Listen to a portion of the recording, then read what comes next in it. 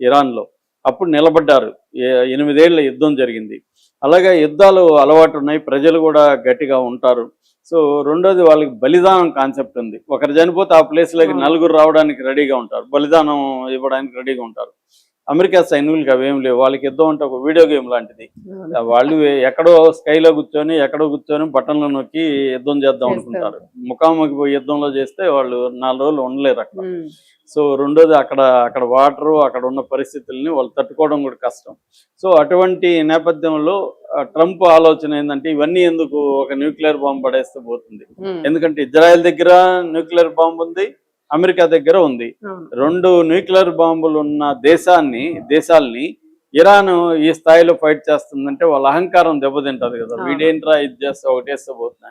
Already అమెరికాకి లక్షణం ఉంది. ఆల్రెడీ 1945 ఆగస్టు 6న జపాన్లో హీరోషిమా మీద ఉదయం 8:15 లిటిల్ బాయ్ అనే పేరుతో ఒక బాంబు వేశారు. ఆ తర్వాత 3 రోజులకి ఆగస్టు 9న 11 గంటలకు ఉదయం ఫ్యాట్ మ్యాన్ అనే పేరుతో ఇంకొక బాంబు వేశారు. ఈ 2 బాంబుల్లో అఫీషియల్గా 3,40,000 మంది చనిపోయారు. అనఫిషియల్గా 5 లక్షలు 6 లక్షలు చనిపోయినారని చెప్తున్నారు. దాని తర్వాత క్యాన్సర్, లుకేమియా ఇలాంటి అనేక జబ్బులతో కొన్ని తరాలు ఇప్పటికి కూడా అక్కడ ఉన్నారని చెప్తారు.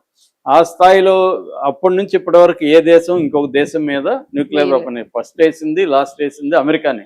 మళ్ళీ కూడా అమెరికానే. అంటే ఇటువంటి దుశ్చర్య అమెరికా మాత్రమే చేయగలదు. ఎందుకంటే ఇప్పుడు చైనాకో రష్యాకో ఇలాంటి ఐడియాలు లేవు. రష్యా వేయాలనుకుంటే ఇప్పటికి ఉక్రెయిన్ మీద వేసి ఉండేది. 4 ఏళ్ళకి యుద్ధం చేస్తుంది. అయినా రష్యాలో ఆలోచన రాలేదు. ఎందుకంటే న్యూక్లియర్ బాంబ్ అనేది సెల్ఫ్ డిస్ట్రక్టివ్ లాంటిది. ఒకసారి స్టార్ట్ చేస్తే అది మన కంట్రోల్లో ఉండదు. అయితే అమెరికా లా ప్రకారం ప్రెసిడెంట్ అనుకుంటే న్యూక్లియర్ బాంబ్ వేయగలడు. అతను ఆపే శక్తి ఎవరికి లేదు, ఈవెన్ జనరల్కి కూడా లేదు. అంటే వీటో పవర్ ఎవరికి లేదు. ప్రెసిడెంట్ డిసైడ్ అయితే న్యూక్లియర్ వేయాల్సిందే. కాకపోతే ఒక పద్ధతి ఉంది. అదేంటంటే అది ఇల్లీగల్గా కానీ భావిస్తే ఆర్మీ చీఫ్ నేను ఎగ్జిక్యూట్ చేయను అని చెప్పచ్చు. ఎగ్జిక్యూట్ చేయనంటే అది కాన్స్టిట్యూషనల్ క్రైసిస్ గా మారుతుంది. అప్పుడు అతన్ని తీసేయచ్చు. ట్రంప్ అనుకుంటే అతను తీసేశారు. అదే ఆయన కొత్త ఆయన. కానీ ఎవరైనా కూడా ఏ బుద్ధుండేవాడు ఎవడు కూడా ఇవాళ న్యూక్లియర్ బాంబ్ వేయాలని అనుకోరు కదండి. పైగా ఇరాన్ ఏం చేసిందని న్యూక్లియర్ బాంబ్ వేస్తారు ఇరాన్ మీద? ఇరాన్ ఏమన్నా అమెరికాకు హాని చేసింది? అప్పుడంటే జపాన్ పెరల్ హార్బర్ మీద దాడి చేసింది కాబట్టి వీళ్ళకి ఏదో ఒక సాగు దొరికింది. ఇప్పుడు అదేం లేదు కదా. ఇరాన్ ఎవరి మీద దాడి చేసింది? ఇరాన్ దగ్గర న్యూక్లియర్ వెపన్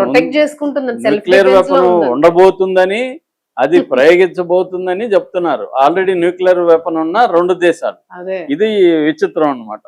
సో కాబట్టి ఒక రకంగా నిజమైతే ఇది ఎందుకు నిజమా అనేది మనం అనుకుంటున్నామంటే ఆయన చెప్పాడు కాబట్టి. మాజీ సిఐఏ అనలిస్ట్ చెప్పాడు, లారీ జాన్సన్ చెప్పాడు కాబట్టి డౌట్ వస్తుంది అందరికీ. దీన్ని ఇప్పుడు మీడియా అంతా కూడా డిస్కస్ చేస్తుంది. ఇదే అంటే ట్రంప్ని ఇవాళ మనం ఎవడు కూడా ఎక్స్పెక్ట్ చేస్తాం. ఒక మ్యాడ్ మ్యాన్ అని అందరూ డిక్లేర్ చేశారు. ఎందుకంటే ఈ స్థాయిలో బాంబులు వేసి ఒక స్కూల్ పిల్లల మీద వేసాడంటే అతను ఎట్లాంటి వ్యక్తి మనకు అర్థమవుతుంది. అతను అంతకు మించినవాడు అటుపక్క ఉన్నాడు నెతన్యాహు.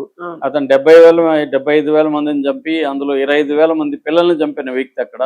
సో వీళ్ళిద్దరిని మనం ఏ లాజిక్తో వాళ్ళు అంచనా వేయలేము అనమాట. సో అందుకని న్యూక్లియర్ వెపన్ వేసినా కూడా ఆశ్చర్యం లేదు. ఇదైతే మాత్రం ఒక భయం పుట్టించే వార్తే. మళ్ళీ ఇప్పుడేమో ఆగిపోయిందని కూడా చెప్పలేము.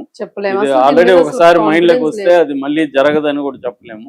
ట్రంప్ ఏ అర్ధరాత్రి నిర్ణయం తీసుకున్నాడు అనుకో, అతను ఆపేవాడు ఎవడు ఉన్నాడు? ఆల్రెడీ అతని పక్కన ఉన్న వాళ్ళందరూ అతనికంటే శాడిస్ట్ లాగా ఉన్నారు. ఆ పీట్ ఎగ్జిత్ కానీ వాడోడు మార్కో రూబియో వీళ్ళ మాటలు వింటే కూడా మనకు అలాగే అనిపిస్తుంది.